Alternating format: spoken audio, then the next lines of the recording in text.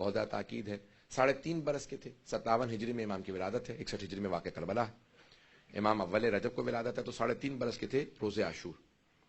تو امام سے پوچھا کہ مولا, مختلف جو ہمارے مصائب کی روایات ہیں 5ویں امام سے, امام سے پوچھا مولا, جناب سید الشہداء کے قاتل یہ کہتے ہیں کہ جب آپ پشت ذوالجناح سے زمین پہ آ گئے تو آپ کی جو سواری ہے نا وہ آپ کا طواف کر رہی تھی, بار بار ذوالجناح طواف کرتا تھا اور آوازیں بلند کرتا تھا.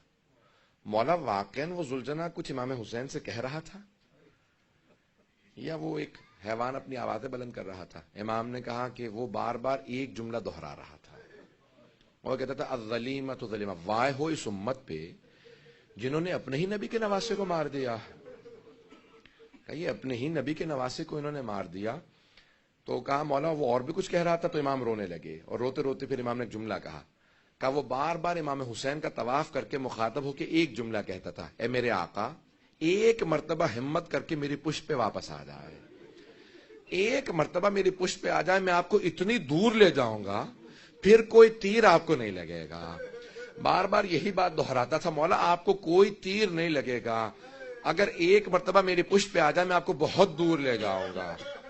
جب امام رونے لگے تو ایک مرتبہ اس راوی نے پوچھا, کہا کہ مولا پھر مولا حسین نے بھی اسے کچھ کہا؟ کہا مولا حسین نے بس ایک بات کہی, کہا ذوالجناح جا جا کے میری بہنوں اور بیٹیوں کو بتا دے کہ میں اب ذوالجناح کی پشت سے گر گیا ہوں, میں تیری پشت پہ نہیں رہا, میری شہادت ہونے والی ہے, میری بہنوں کو میری بیٹیوں کو بتا دے. تو 5ویں امام کہتے ہیں کہ اس وقت وہ ذوالجناح فوراً خیموں کے باہر آ گیا. جب خیموں تک پہنچا تو بیویاں جب بھی ذوالجناح کی آواز سنتی تھیں تو سمجھ جاتی تھی امام حسین تشریف لائے ہیں. کہ جیسے ذوالجناح کی آواز سنی نا کہ وہ آوازیں بہت زیادہ بلند کر رہا ہے, تو ایک بیوی نے خیمے کا پردہ ہٹا کے دیکھا, ذوالجناح کی پشت پہ کوئی بھی نہیں تھا. کہ ساری بیویاں خیموں سے باہر آ گئیں.